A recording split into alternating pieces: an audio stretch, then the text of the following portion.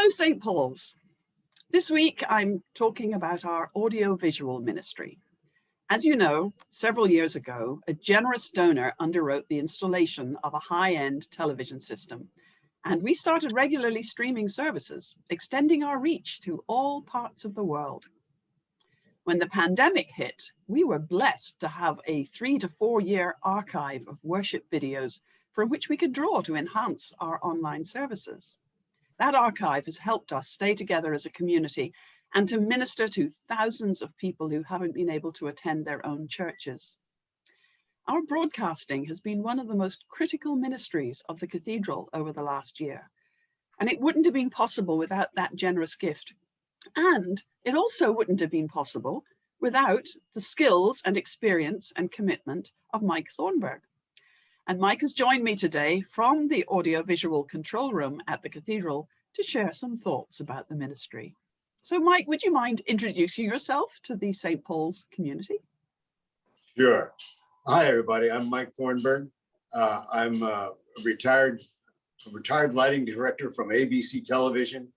And when I've been doing this now for some time, mostly in lighting, but I've learned to become a technical director. A technical director is the person who controls the switcher, is the boss of the engineering crew, and the guy who has to figure out everybody else's schedules.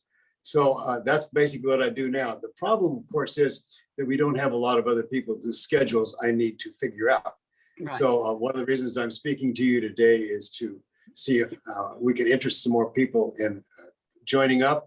It's not as intimidating as it all looks back here. I mean, I know this looks a little bit like a 747 control panel, but it's not really. It's eminently learnable and works very well. And if I can learn it, so can you. And not a problem. So we kind of dragged you into this.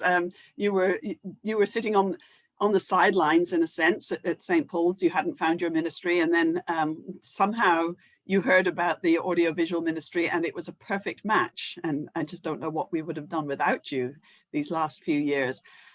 Without getting too technical, perhaps you'd describe in lay terms the audiovisual system at St. Paul's. And I'm going to share my screen and show some photographs as you talk. Okay, very well. First, let me amend your original statement. My wife, Claudia Dixon, is the ministry leader for the Showers of Blessing, part of the outreach program.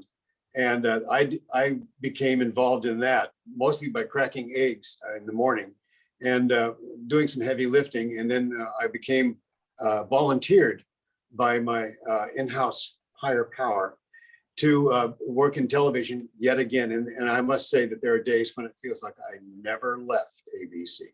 Anyway, the program works as what you're looking at there in that one, that brief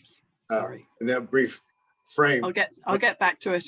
Okay. We're going back to the control room. Here we are. Now we're looking at the editing computer. This is where Jim Langston very patiently taught me how to edit our Sunday services, primarily the audio portion.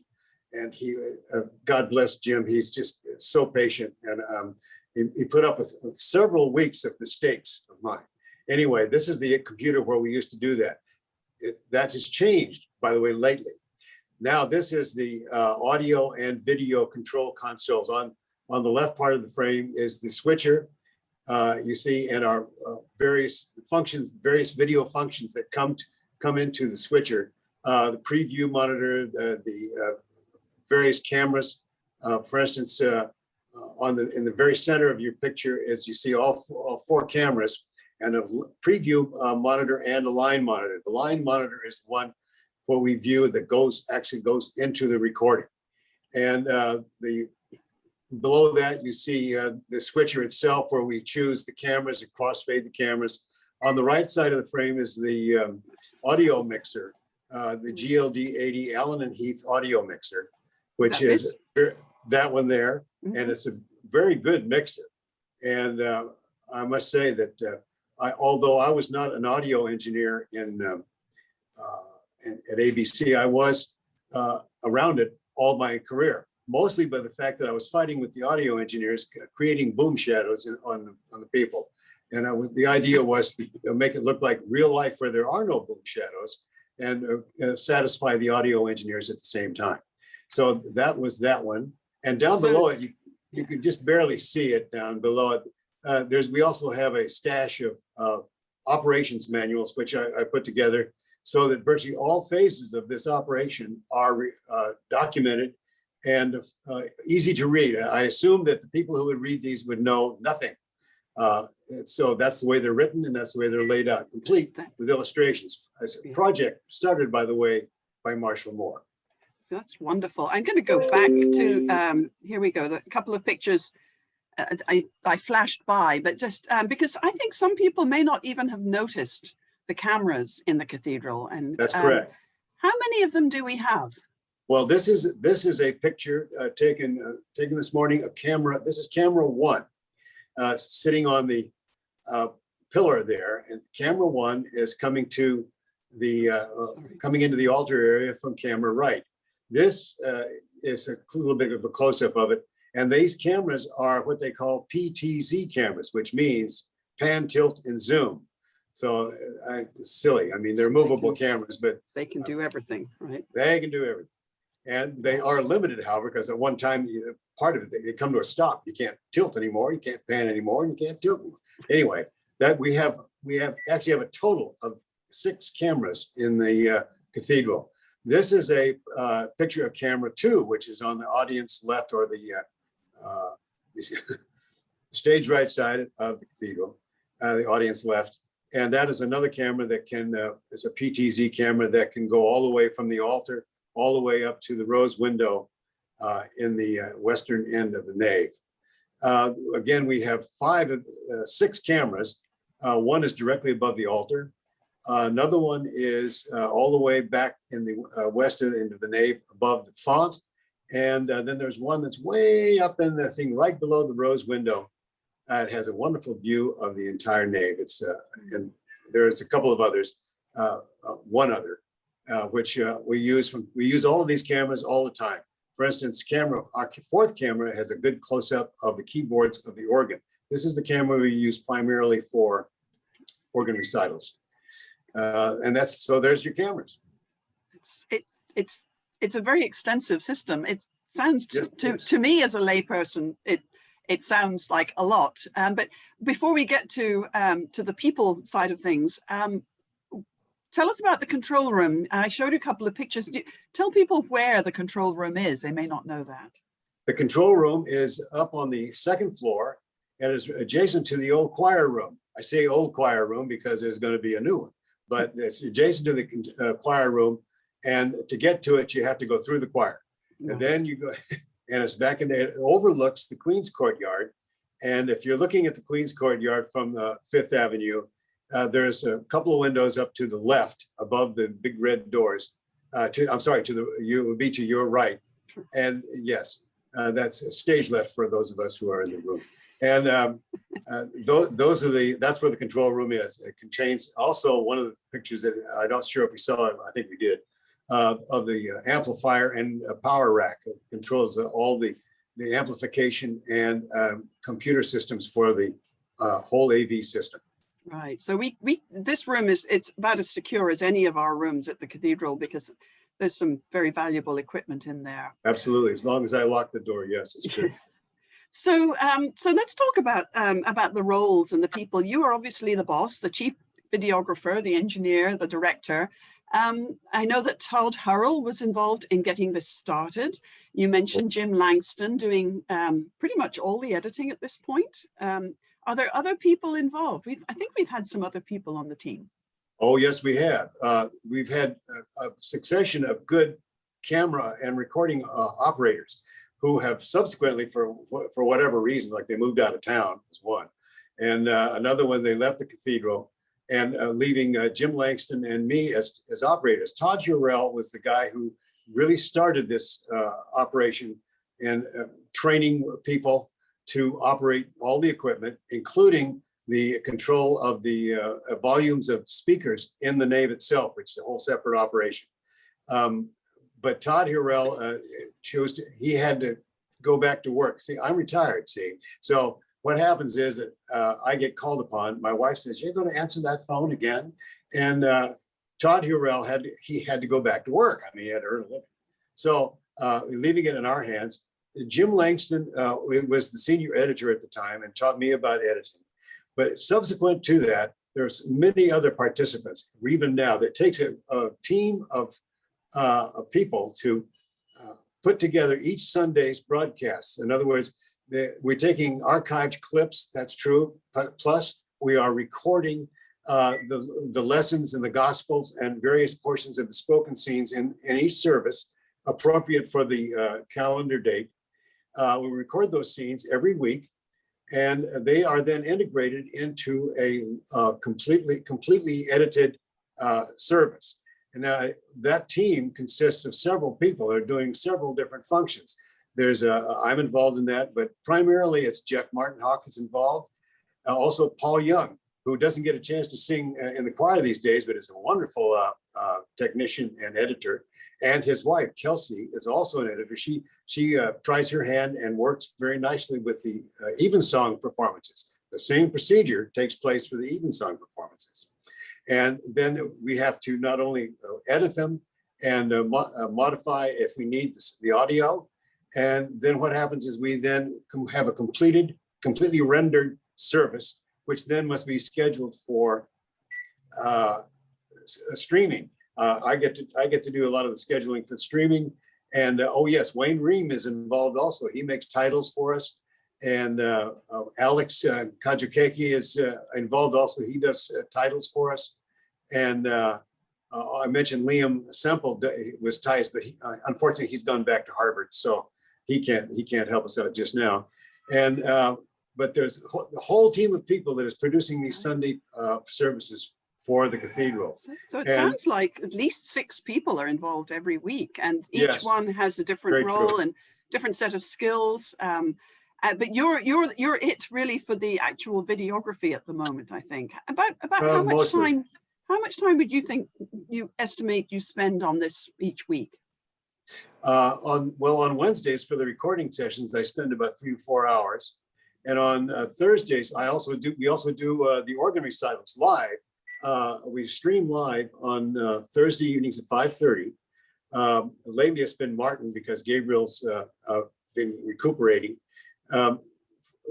These are live broadcasts. They last for about a half an hour just prior to the evening prayer services at 6 p.m. And I do those too because right now, Jim Langston used to do them when we were live in the cathedral before, but he's not always available, and he's kind of taking it easy during the pandemic, and I don't blame him one little tiny bit. And so I get to go to it, and I spend it takes about 2.5 hours to do that. But also at home, I'm also scheduling. Scheduling takes I don't know, a couple hours depending. And also I'm putting together slideshows. I'm the guy that gets to do the slideshows. I think I'm doing one this week. I'll have to double check that. Anyway, but we're also putting together another slideshow for Palm Sunday, but that's another story. So all of us are involved all the time. The actual editing, putting together the complete rendered service is usually Jeff Martin Hawk and Paul Young. They do that. Because Jeff, of course, doesn't have anything else to do, being a full-time priest. No. He's only got half a plate. So is making a huge time commitment, and I imagine you'd like some help with that to share the burden a little. So are helpful for participating in this ministry. Penny, I'm sorry, you froze there for just a moment. Your feet. Say again, please. What kinds of interests, skills, and gifts are helpful to participate in this ministry? You know, anything, if you're interested in photography, that's great because we're always looking for good pictures. And if you're interested, if you know something about computer, almost everybody knows about computers these days, except me, of course. And if you have an interest in computers and photography, that's great. If you're an audiophile, a lot of guys come around and they say, I'm really an audiophile. Well, come on down. That's great. To balance the sound is terrific. This is a wonderful hall. The nave is a wonderful hall to record in. It has good acoustics and a wonderful audio system. And we always try to make it better, but it kind of almost helps itself. But if you're interested in photography, if you're interested in television, any kind of production work at all, please contact the church and the office, or you can contact me. I put my email address up there, but I don't have a slide ready for it. But you can contact the cathedral, and I'm more than willing to train people. And I've got a couple of people on the hook now, but another friend of ours, a close friend of ours, is Jim Wright, who takes duty sometimes in controlling the audio in the hall during services. He's very good at that. He is interested in doing this, and I think that he's waiting for the pandemic to kind of subside also, as are a lot of other.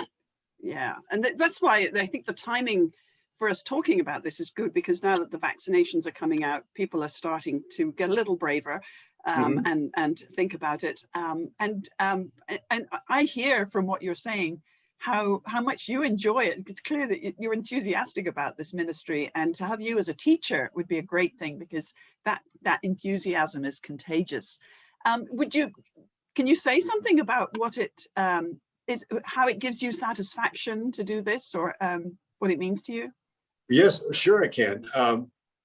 One of the things that I've done in life is that I've committed my life to some form of service, and this not only does this fulfill my desire to be of service. There was a period of time after I retired that I played a lot of free cell on the computer, and I had urgings from my spouse to get out and do something. And part of the time when I lived in New York, I worked not only did I work at ABC, but I also taught a course at NYU. For about 7 years, I was an adjunct instructor at NYU, teaching, oddly enough, television lighting. And when I came back, I applied and looked around for some television lighting jobs here at like San Diego State, San Diego City College, etc. And sure enough, that was the Great Recession. Nobody was hiring anybody. So it came to pass that I got involved with the cathedral with Claudia, and she, like I mentioned, had volunteered me to Todd Harrell to get into this business, but I find it very rewarding, and I really like doing it. And as I mentioned, I spent my career in television, and some days it's like I never left, but it's something that I know and I can contribute to. And generally speaking,